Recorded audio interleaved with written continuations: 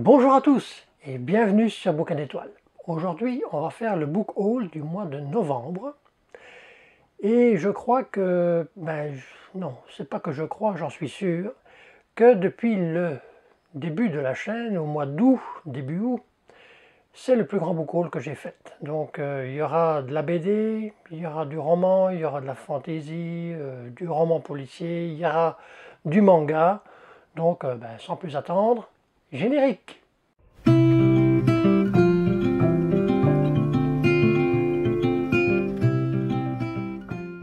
Alors, par où va-t-on commencer?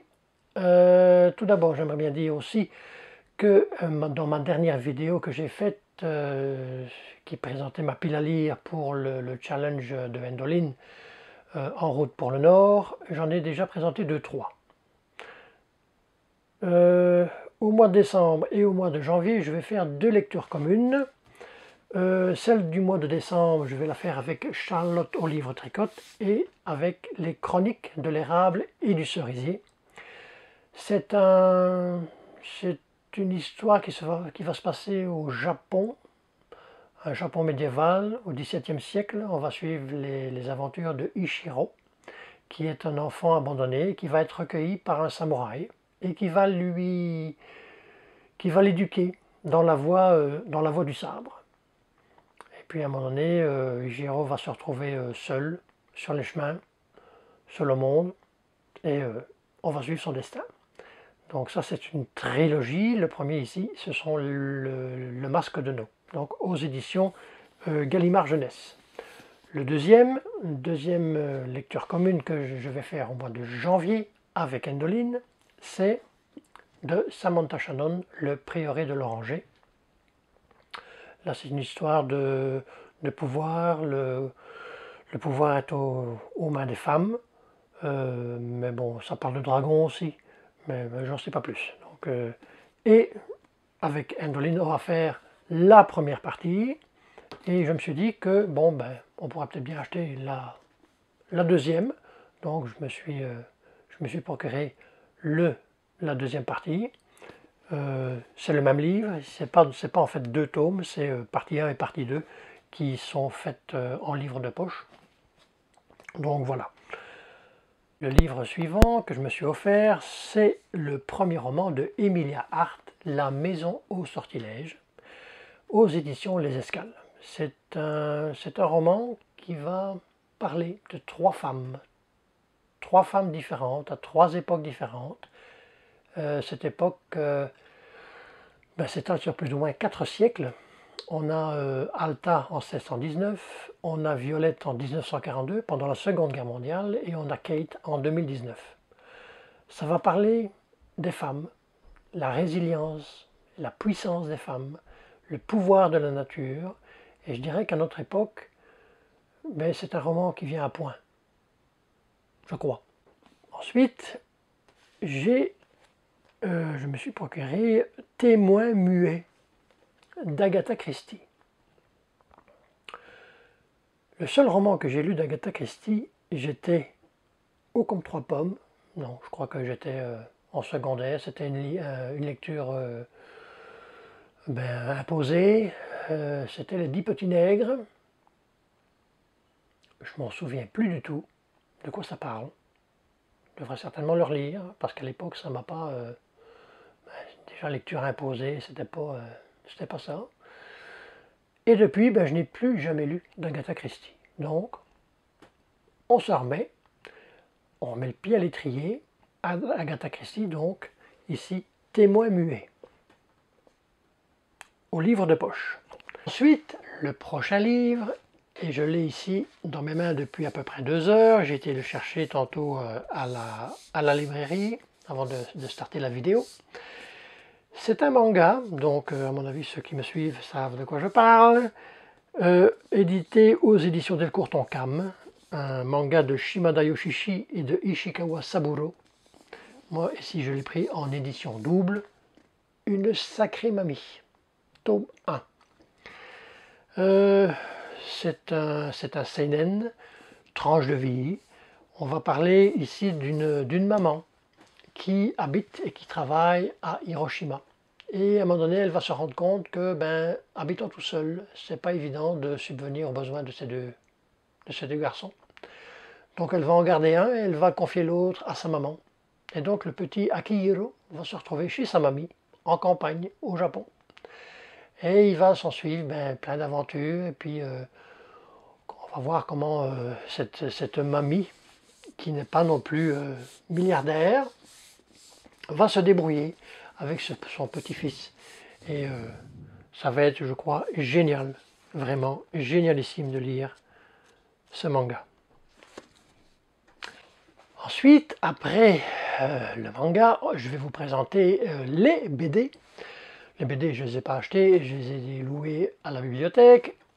Là, je vais les prendre une par une parce que c'est assez lourd.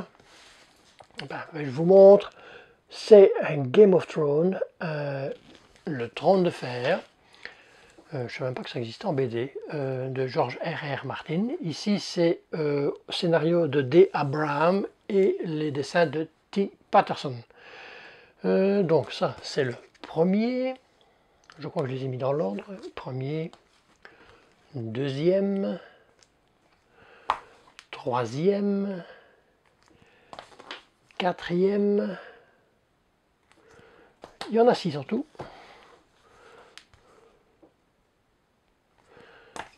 Et le dernier. Pour avoir lu déjà le premier, je trouve magnifique les dessins. On dirait que c'est pas une BD normale en fait. C'est bizarre. Je vais vous montrer quelques... je vais pas vous non plus spoiler et pas que ma petite chaîne YouTube soit virée de l'étalage. Hein. Montrer des planches un peu chaudes. On est dans Trône de Fer, hein, donc... mais les dessins sont vraiment, je trouve, magnifiques. C'est vraiment... j'ai vraiment été étonné. Bon, j'ai lu, j'ai pas lu dans son entièreté les bouquins Game of Thrones. Enfin, j'ai lu l'ancienne version, je crois que c'était, je sais même plus, aux éditions, je sais même plus, non, Fleuve Noir, enfin je sais plus. J'en avais lu 9 ou 10, donc ce qui équivaut à, je crois, à peu près les 6 premiers gros volumes, les 2 ou 3 premiers gros volumes. C'est... attendez, je vais essayer de trouver une page... non, sans trop spoiler, je veux dire. Oui. Voilà, c'est magnifique, magnifique, magnifique dessin. Donc, voilà. Ça, c'est pour les BD que je dois lire avant le 11, parce qu'il faut les remettre avant le 11, donc 11 décembre, bien sûr. Le prochain ici, c'est Le souffle des feuilles et des promesses de Sarah McCoy, qui est une autrice américaine. Ça, j'en ai déjà parlé dans la précédente vidéo. Ici, aux éditions Pocket, Sarah McCoy, c'est une autrice américaine. Ça, c'est une romance. On est aux États-Unis, je crois en Alabama, puis à New York, ou dans le Kentucky, puis à New York. C'est une autrice. On est à la fin du 19e siècle, début 20e. C'est donc c'est ça, c'est une autrice qui a fait un manuscrit et qui s'en va à New York, et puis qui va faire connaissance d'un journaliste, et puis voilà. Donc il me fallait une romance pour le fameux challenge. Donc voilà, c'est Le souffle des feuilles et des promesses. Ensuite, nous avons les 2 romans de Sylvain Tesson. Le premier, Bérésina, que j'ai déjà présenté aussi dans la dernière vidéo. Et puis, Dans les forêts de Sibérie. Je vous lis ici le 4e de couverture, vite fait. Assez tôt, j'ai compris que je n'allais pas pouvoir faire grand-chose pour changer le monde. Je me suis alors promis de m'installer quelque temps seul dans une cabane dans les forêts de Sibérie. J'ai acquis une isba de bois, loin de tout, sur les bords du lac Baïkal. Là, pendant 6 mois, à 5 jours de marche du premier village, perdu dans une nature démesurée, j'ai tâché de vivre dans la lenteur et la simplicité. Je croyais être parvenu. 2 chiens, un poêle à bois, une fenêtre ouverte sur un lac suffisent à l'existence. Et si la liberté consistait à posséder le temps? Et si la richesse revenait à disposer de solitude, d'espace et de silence, toutes choses dont manqueront les générations futures? Tant qu'il y aura des cabanes au fond des bois, rien ne sera tout à fait perdu. Donc, je lis ici qu'il a eu le prix Médicis Essai en 2011. Donc, c'est de l'aventure contemporaine. Je dirais aussi, comme La Maison des Sortilèges, c'est bien à notre époque de lire de tels bouquins. Donc voilà. Ensuite, l'avant-dernier bouquin, c'est Histoire des Vikings, des invasions à la diaspora de Pierre Baudouin aux éditions Texto. C'est un livre aussi que j'ai déjà présenté dans la dernière vidéo pour le challenge En route pour le Nord. J'avais dit aussi dans cette vidéo que c'était un petit bébé de à peu près 650 pages, mais que les dernières 200 pages, ce sont des cartes, des annotations, bibliographie de l'auteur, les sources de l'auteur. Il y a des centaines et des centaines de livres. Ça donne chaud pour celui qui veut vraiment s'investir dans les peuplades du Nord. C'est vraiment, il y a des cartes, c'est waouh, waouh, waouh, waouh. Donc, Viking. Ensuite, le dernier livre et la dernière acquisition, à part Une sacrée marée que j'ai été chercher tout à l'heure, c'est de Michael McDowell, Blackwater, tome 1, La Crue. C'est une saga en 6 volumes. J'adore le format par rapport à un poche normal. C'est quand même... Donc c'est ça, c'est une saga en 6 volumes. Je vais vous lire là. Le 4e de couverture. Alors que les flots sombres et menaçants de la rivière submergent Perdido, une petite ville du sud de l'Alabama, les Casquis, une riche famille de propriétaires, doivent faire face aux innombrables dégâts provoqués par la crue. Menée par Mary Love, la puissante matriarche, et par Oscar, son fils dévoué, le clan s'apprête à se relever, mais c'est compté sans l'apparition, aussi soudaine que mystérieuse, d'Elinor Damert, jeune femme séduisante au passé trouble, dont le seul dessein semble être de s'immiscer au cœur de la famille Casquet.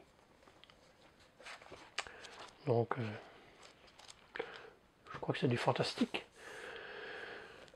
Donc, voilà. Ce qui fait au total, je crois, 12, 1, 2, 3, 4, 5, 6, 7, 8, 9, 10, 11, 12 livres. C'était ma plus grosse, c'est mon plus gros book haul, c'est ça, depuis le début. Donc, mais bon, il y a beaucoup de petits volumes. Pour une fois, c'est pas des gros pavés. Donc, si vous avez déjà lu, certainement vous avez déjà lu, certains de ces livres, n'hésitez pas de mettre ça en commentaire, comment vous l'avez trouvé, si vous avez aimé, si vous n'avez pas aimé, et puis c'est ça. Je ferai certainement des updates lecture, plusieurs updates lecture, pour vous dire ce que moi j'en ai pensé. Donc en attendant, profitez, faites de magnifiques lectures, et puis portez-vous bien. À la prochaine. Bye.